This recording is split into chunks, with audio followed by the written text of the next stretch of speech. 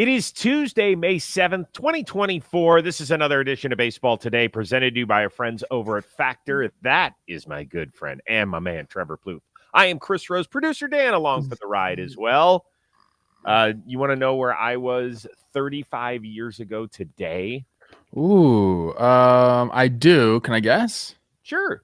35 years ago. You were in Reno at the blackjack table, doubling down, splitting aces. Stop it. I wasn't old enough to do that. Now, what outside of baseball, what's the biggest sport going right now? Football.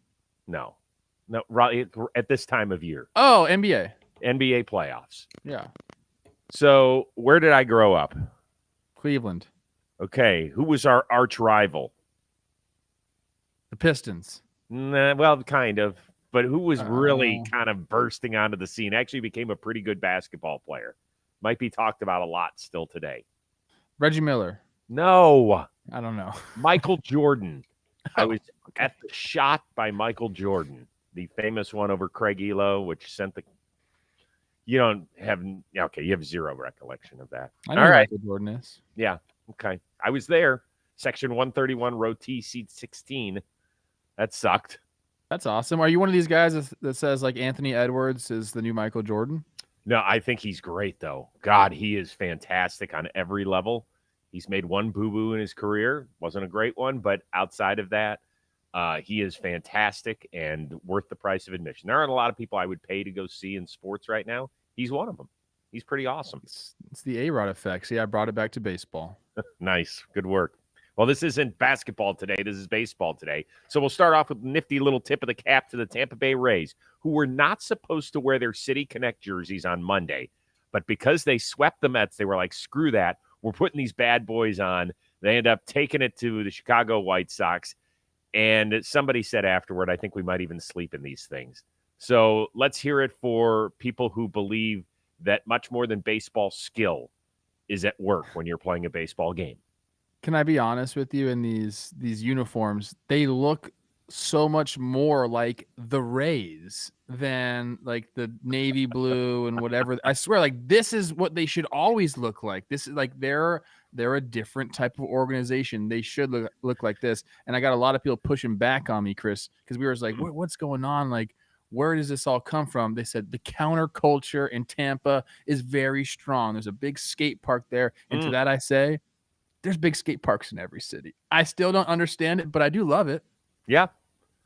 How long does this go on? So if they keep winning, they won't swap out these unis, right? Didn't the Red Sox do this with theirs a couple of years ago? They just kept wearing them and wearing them and wearing them because they were winning in them. They had that crazy record when they wore the City Connect, so they decided just to keep doing it. What do people care? Like, let the team decide what uniform they want to wear. And like, don't they want to sell more of these? The more they wear, I'm sure the more they sell. Exactly.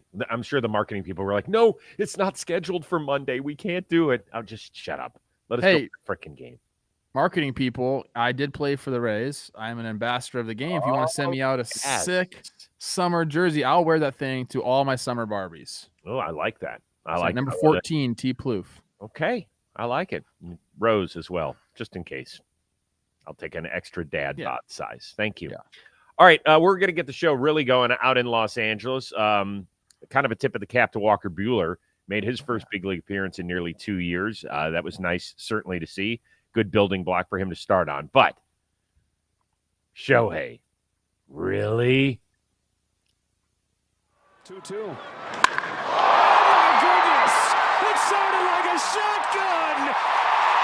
Down again! Joe Davis was actually pretty accurate on that. It did pretty much sound like a shotgun when it came off the bat. I know we spent a lot of time on Shohei, but I do want to go with this because we kicked it around a little bit just for fun yesterday. We didn't really answer the question, which was, what the heck does this guy have to do in order to win the MVP at DH? And is it really a possibility? I honestly don't know if it is a possibility. He's the only one that's ever done it. He's done it twice, but also he pitched in those years. Yeah. So, like, yes, he was a DH, but he also pitched. So there's that whole thing. It's never been done. And there's been some big-time DH seasons before. Mm-hmm. You know, you talk about, like, David Ortiz had some huge seasons. I don't know, where did he finish? Like, he probably finished top 5. So he actually finished runner-up to A-Rod in 2005. It was actually a very, very close vote. Okay. Now, I did do a little research there. A-Rod's WAR that year was 9.4. Ortiz's was 5.2. So it probably the vote wouldn't have been nearly as close if it was done today. Yeah, so it's going to take a lot. I don't know if he can get it done. We always talk about like the Shohei fatigue effect, and maybe it won't be that way this year because he's not pitching. Maybe he'll get some more credit. That doesn't make any sense now that I've said it out loud. Yeah, I don't know, Chris. I just don't know if he can do it just because it's been shown in the past to not happen. And I don't know if he's going to steal bags and maybe that makes up for like the DH loss in WAR and that's going to change things. But to me, it just seems like the voters have never voted that way.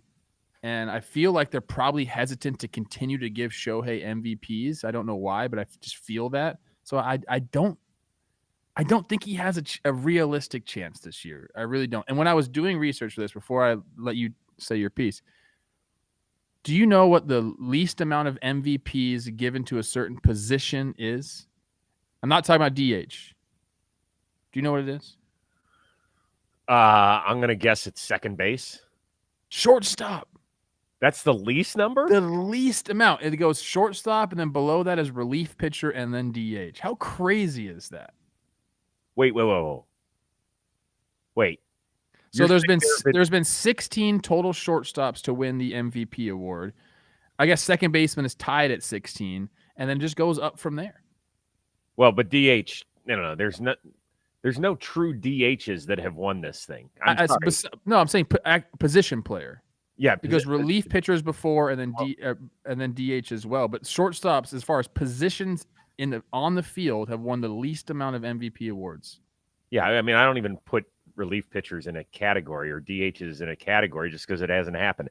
I did do a little research on this thing. So Victor Martinez finished second to Mike Trout in 2014. The WAR wasn't particularly close. Trout was near 8. Victor was at 5.5. I told you about what happened in 05. In 95, this was an interesting one. Edgar Martinez finished third and with the same WAR as the runner-up Albert Bell, and both of them lapped Mo Vaughn, who somehow won the frickin' AL MVP. I cannot believe that. And then in 93, Paul Molitor, your old buddy, finished runner-up to Frank Thomas, who was the winner, and the WAR was certainly comparable. It was less than 1. It was like 0.5 or 0.6 that separated those two. Here's the deal. I actually see it a different way than you do. Okay. I think that people that cover the sport are so appreciative of Shohei. I think some of the public might be wearing like, oh, okay, whatever, it's Shohei, blah, blah, blah. I think that because people cover the sport day in and day out, they do understand how freakish he is. And I think that they might be willing to vote for him. Like Mookie Betts has done an incredible thing, right? Moving from right field to second base and then in the middle of spring training to shortstop. Now, he's been solid there. I don't know if he's been great, but he has been now at the plate. He's been out of this world great, but not better than Shohei. I have an answer to the question. What does he have to do? Yes. He's got to break a home run record. Mm. What's the NL home run? Dan, can you look this up? What's the NL home run record that isn't Barry Bonds or Sammy Sosa or Mark McGwire? So the most homers by somebody that isn't caught in a scandal. Yeah, exactly. I think if he breaks that, we have a chance. We saw that with Aaron Judge. I know he had a great season, but because he did, he hit 60 homers, like he won the MVP. And I'm curious if Shohei did that, I feel like that's his best shot. You'd have to do something outrageous like that. Oh, Stanton at 59, right? 59. Okay, so Shohei, that's great. If Shohei hits 60 homers, I think then yes, he has a chance to win the MVP. And guess what? That is not far-fetched. Which is crazy. I think that's a great call on your part. I don't think it has to be 60 in order for him to do it. I think he can get in the 50s and have the sort of year that he is having. Like it. Joe Davis's description was perfect. The ball sounds different off the bat. I was watching the Dodgers broadcast last night, and they were interviewing Clayton Kershaw and asking, like, hey, you're seeing him up close. What's the difference? He goes, I knew he was a great hitter. He goes, but just his ability to get the balls that most guys can't, and then the hard hit numbers off of him, it does. Yeah. He was admitting that it's just different. His plate coverage is insane, and he's using American wood, which, I always thought, like, hey, does he have that good Japanese lumber, which, you can't touch unless, like, you're a star, like a Japanese star, but he's using Chandler bats. I think they're out of Arizona. Is that a big thing, Japanese wood? Oh, my gosh, yes. Yes, dude. You can't get it. Like, even if you're an American player that uses Mizuno, they won't send you, like, the Japanese Mizuno wood. Got It's it. legit. I always wanted one, dude. I'm sure. I'm rooting for him. I'm a Shohei fan. I love it. I love it that he's just killing it. God, it's great. He is great. It is great. All right. I am wearing a Phillies cap today because the Phils, they took care of the Giants. They've won 6 in a row. They have won 17 of 20, and they have the best record in baseball. Now, for the last several years, we've kind of wondered out loud if Philly can keep pace with the Braves in the National League East. At what point do we ask if Atlanta is the one that has enough to stay with Philly? I don't think we ever have to ask that question, Chris. I think that they are going to stay with Philly. I think that, they've dealt with, their fair share of injuries and slow starts, and they're still right there with Philadelphia. They're going to be fine. I think, the thing we got to talk about here is the guys in the Philadelphia clubhouse. First of all, I think I picked them. I'm pretty sure I picked them to win the World Series this year. I picked them to win the World Series last year. I just have this firm belief that Bryce Harper is going to win a World Series in Philadelphia. Okay. And I think what better time than now with the guys he has around him. But they are conscious of the slow starts that they've gotten off to over the last couple of years. There's an article in the Athletic right now that Matt Gelb put out. And, they're all talking about that, how they didn't like the pressure of starting off slow and having to pick it up and go hard through the rest of the season. Like, they made it a point to say, hey, let's fix that. Let's go out and attack this part of the schedule. And they've been able to do that. So I think that's been the difference. I think Atlanta is going to be totally fine. And I just don't think you ever really have to ask the question, can they compete with Philly? Because, well, of course they can. They're one of the best teams in baseball as well. And all these guys who are quote unquote struggling to begin the season, look at their numbers in September. They're going to be right where they need to be. These two teams are going to go down to the wire this year, Chris. So at any point, would you make Philly the favorite though? In the division? Mm-hmm. No, I would say I would give them 50-50, which maybe I wouldn't have done before. Yeah. I still think it's going to be a dogfight. And, the last couple of years after the slow start, what did we all say? We all said the same thing. Oh, they don't really care about the season. They just care about getting into the playoffs. It really seemed that way, but apparently that's not how they felt. They weren't too stoked on how they started. They are the starting rotation has been out of this world great. In fact, Philly's now off to its best 36-game start since 1993, and that was a year that they did take care of Atlanta and ended up making the World Series and losing to the Toronto Blue Jays on the Joe Carter walk-off homer. They're really good. They are great. They are fun to watch, and they are a top-heavy lineup, particularly without Trey Turner, right? They're just so heavily dependent on 1 through 5. They're getting virtually nothing from 6 through 9. So if they're going to hold off Atlanta, and I'm not talking about just the next 6 weeks while Turner's on the shelf, I'm talking about for the full season, they're going to need more production because I think that those guys at the top of Atlanta's lineup at some point are going to turn it on. They're just going to. And is the difference possibly in a division title for Philly over Atlanta the difference between the Braves not having Spencer Strider? It could be that.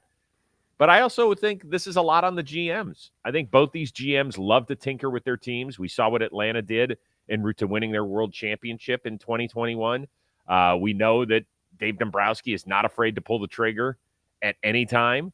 So maybe it just comes down to the GMs and see who does a better job, whether it's fortifying a bullpen or if there's another key injury somewhere else in the lineup or in the rotation.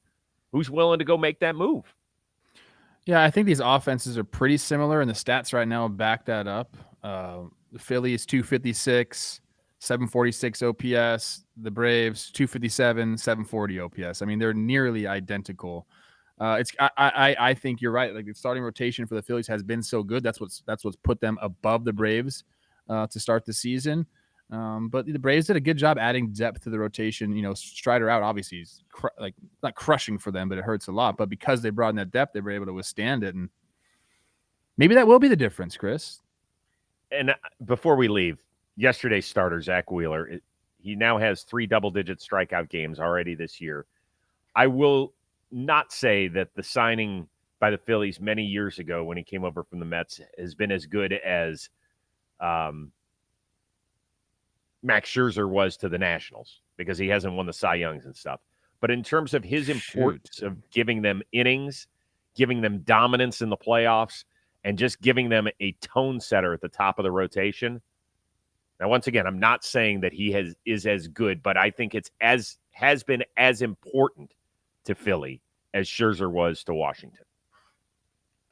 I mean, so far in a Phillies uniform, Chris, 142 ERA plus. He's pitched to a 2.96 in almost 700 innings. I mean, that is the definition of reliable and worth every freaking penny. Yep, he certainly has been. Quick reminder that this show is sponsored by BetterHelp. You need a little help getting something off your chest? Of course, we all do. We carry around all sorts of different stresses. They can be big, they can be small, but they're stresses nonetheless. And so sometimes we just need a safe space in order to calm things down, take a breath, and share something with somebody who's out of your family or friends box, because you just need sometimes a place to exhale. And if you're thinking of starting to go get therapy, please give BetterHelp a try. I have told you on all sorts of shows that I've been on that I've been in and out of therapy ever since I was a young kid. It was not a particular incident that led me to go seek therapy or had my parents kind of point me in that direction. They just always felt it was good to be able to chop it up with somebody who gives a fresh set of eyes and ears on a situation. The great thing with BetterHelp is that it's entirely online. It is designed to be convenient and flexible and suited to your schedule. All you have to do is fill out a very brief questionnaire. You'll get matched with a licensed therapist. If you figure out after one session, this isn't the therapist for me, you can switch at any time. There is no additional charge. So go get it off your chest with BetterHelp. Visit BetterHelp.com/baseball today to get 10% off your first month. That is help, HELP.com/baseball today. All right, we continue on with the Houston Astros, who are in need of some help. And they're going to have to help themselves at this point. They are 12-22, and they start a series tonight in the Boogie Down. Probably too much to count them out, right? They've made 7 straight ALCS appearances, so we have to give them the benefit of the doubt. However, if by the middle of the summer things continue to go sideways, would you like to see tonight's starter, Justin Verlander, dealt to a contender for the second straight year? I'm going back and forth on this one too, because I think this Astros run, this kind of quote unquote dynasty, is coming to a fork in the road, if you will. Like, massive decisions to be made on Framber and Tucker after next year. Yeah, Bregman's a free agent this year. Verlander has a player option for next year. I know they locked up Altuve and they got some guys there, but it just seems to me like this part of it is going to go one way or the other. You're either going to continue it and try to sign these guys back, keep Verlander there. I don't think Bregman's going to be back. So part of me wants them to just stay together as long as possible. But for this year in particular, yeah, if they're out of it, I think my general take on a question like this is I always want to see the best players go to a contender. I want to see the best players, pitch into October. I want to see these teams who are on the cusp of the playoffs or think they need a starting pitcher to get over the hump. I want them to go make the move. So yeah, I would like to see him dealt. Now, where would that be? I don't really know. Would the Yankees shell out some dough for him? I mean, they're kind of all in on this year. Would the Padres do it again? I don't know. They're kind of all in on this year. I don't know exactly where he goes. He would have to waive his no trade clause. And I don't know if he would do that at this point in his career. I don't know if he wants to get up and go somewhere. He's comfortable in Houston. So for me, if I'm answering the question, yes, I'd like to see him get dealt if Houston's out of it. But I don't know if that's going to happen, Chris. So the interesting thing, the option is actually a vesting option. So if he throws 140 innings, remember he got a late start. I think he's only made 3 starts so far, but not going to put it again, out of the realm of possibility that it's a vesting player option. It's a vesting player. It's vesting player option. So if those 140 innings, he has the option to sign on again. So he's essentially can be a free agent after this year, no matter what. But he is signed up for $35 million next year if it vests. Yeah. I don't know if then 42-year-old Justin Verlander could get that on the open market. The good thing is for the Astros and for any team that trades for him is that the Mets, if the option does vest, have to pick up half of it. So you're only paying $17.5 million for a 42-year-old Justin Verlander next year, which I think most teams would probably be willing to do.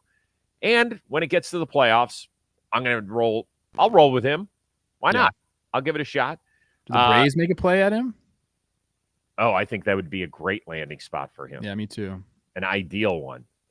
I think that would be great, particularly since, Morton's up after this year and Max Fried is up after this year, and we don't know exactly the health of Spencer Strider moving forward. Oh, I got one. What do you got?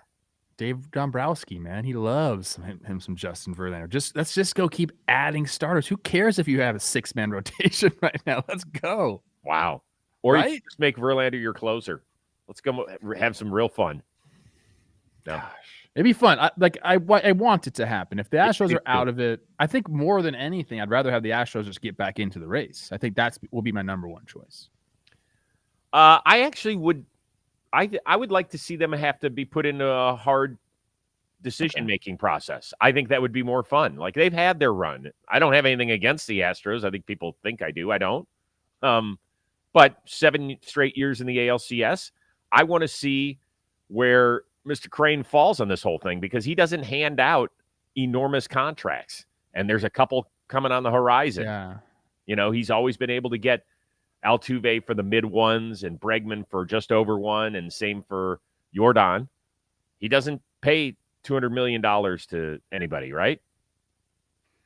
No, I mean, that's been his MO. But again, this is regardless if they trade Verlander or not, they're still at this point where, yes, big decisions have to be made. Yes, they do. Yes, they do. All right, top 3 AL ERA leaders all get starts tonight. Jose Barrios, Seth Lugo, Cutter Crawford. Didn't have those 3 on my bingo card. No. Lugo has really, really surprised after signing a 2-year, $30 million deal. Let's start with him. First of all, how shocked are you that he's doing what he is doing? I mean, honestly, pretty shocked that he's putting up those type of numbers. But, I always talk about guys who are hard to game plan against. These are the pitches that Baseball Savant has listed for him. There's 8 of them. 4-seam, sinker, curveball, slider, slurve, cutter, changeup, sweeper. 8 pitches Jesus. that they have docked for him. So, when you're game planning, it's very difficult. He's that kind of guy that, you have to go up there and kind of look in a quadrant. And, if he's putting these pitches where he wants, it makes it for a very, very difficult at bat. But, yeah, I mean, I don't think anyone saw this type of start to the year coming for him. Particularly, he's got the lowest strikeout rate of his career going. Yeah. So in a day and age where we're all about blowing it past guys, he has the ball in play. The Savant numbers it's a lot of blue on the page. A lot of blue on the page, which is for people that don't frequent Baseball Savant. That's not a good predictor for continued success, according to the analytical people. And, when they signed both Lugo and Michael Wacha, we were like, oh, okay, good. The Royals are going to get some innings out of guys. It's been much more than innings, although yes. Lugo has pitched into the 6th in all 7 of his starts and into the 7th in 4 of them. So he is doing a phenomenal job. And it gets me to the second part of our question, which is who's the kind of below-ish the radar offseason signing that has kind of surprised you the most? So we're not talking about Shohei. We're not talking about the Blake Snells of the world. We're not talking any of those guys. Let's just talk about dudes who you're like, we didn't really even pay attention to much. Okay. There's a lot of them, and a lot of them are pitchers. A lot of them in the same vein as Lugo, and I actually don't even know who you're going to go with because I bounced some names off you, and you said none. So I'm going to go with a hitter. Okay. You can mention Hicks, and you can mention Ronaldo Lopez, those guys like that. I'm going to go with Tyler O'Neill with the Red Sox. And, he's had some good offensive seasons before. But coming off not so great year in St. Louis where there was some turmoil and all that stuff, I think the Red Sox, I could say they took a flyer on this guy. But the way he's produced offensively is insane. And you talk about a lineup that needs guys to produce. It's the Red Sox lineup, and they've actually been a very top 10 offensive teams in a lot of different categories, but O'Neill's a big part of it. 9 homers already, 13 runs driven in, 22 runs scored, 407 on base percentage. He's one dotting it on the year, Chris. 189 OPS plus. Like, it's just a phenomenal start to the year. And I know a lot has been made of, Cutter Crawford and Cooper Criswell and Tanner Houck and all these guys in that rotation. But O'Neill has been at the meat of that lineup producing for them, and signed for 1 year, 5.8, and you're producing like that. That's a steal. My guy also signed a 1-year deal. So often we hear about guys who, he can reestablish his value. Well, that sounds great, like for us to throw out that phrase. How often does it really happen? Do guys reestablish their value and then really sign a substantial deal? It happens. Mm-hmm. It doesn't happen nearly as much as we talk about it. But I think this guy is trending in that direction, and he is in your cell phone, and that would be Jack Flaherty. Oh, yeah. I have watched his last 2 starts, and I was like, holy shit, this is like 2019 Jack Flaherty. The velocity is there. He's throwing 97, but he's got serious bite on his slider. He looks good. He had 14 strikeouts against his old team and had to settle for a no decision. And then yesterday, he was great against Cleveland. Gave up just 2 runs in 6 innings. Jose clicked him for a go-ahead homer. He has yet to win a game in his Tigers uniform, but he is throwing the ball great right now. So if he gives a full season, if he can make 30 starts and be a free agent again at age 29, he is going to be the epitome of reestablishing your value. Yes, his Savant page looks very nice. And yeah, for Jack, I mean, I'm happy that he's doing what he's doing. To me, it's more so with him, like where he's at in his headspace. Like, he had a really good offseason. He stayed out in Las Vegas, told me he needed to get away from LA for a little bit, went out there, focused on his training. I just know where he's at mentally, and it's a big thing for him, and he's in a good spot. So it's really, honestly, it's not surprising that he's having a good start to the year. Some of the numbers are like the whiff percentage and the K percentage is a little surprising to me. But this guy he's always had the talent and the ability to make adjustments, all of that. So I think he's just kind of gotten put into a good situation. And again, mentally, he's strong right now. Well, let me ask you this. I understand the wanting to get out of LA part. Not so sure Vegas would be I would want to get out of LA for. I did ask him that. I'm like, what are we going to Vegas for, bro? But, when I saw him, I went there in the off season and I met with him, and he just, he wasn't going out there to party or anything like that. I know Vegas seems like a place to go party all the time, but he wasn't. He was living off the strip, doing his thing, being very diligent with his work. Do he and Max Fried have bunk beds or something in Vegas? Maybe. Oh, okay. They don't. They're just way too rich for that. Yes. Rich. Way too rich. Yep. Even on a Max Fried, oh my gosh, what's he gonna do this offseason, man? Yeah, the Harvard Westlake Alumni Fund is going to get a nice boost in this season, I'm guessing. We still have one more question to go, but first, a word from Trevor Plouffe. Yes, this show is partly brought to you by Black Box Sports AI. It's our favorite tool to get the edge for MLB betting. The recipe is fed from the same data sources used by the league, major TV networks, and others. So tens of thousands of data points help them make their picks confidently. I know this sounds a little bit too good to be true, but you can see for yourself on their How It Works page. So they have a page that explains how they do it. The thing I really appreciate about Black Box Sports is their transparency. They post their winners and their losers publicly so you can verify for yourself. A lot of times, all you see is, hey, look, I won here. What about the losses? Black Box AI does that for you. So Black Box Sports AI is the tool to bet smarter. Get started today by using code JOHNBOY at blackboxsportsai.com for $100 off the whole regular season subscription. That's code JOHNBOY, JOMBOY at blackboxsportsai.com. Black Box Sports AI, smarter baseball bets. And finally, before we get out of here, this might be the dad in me.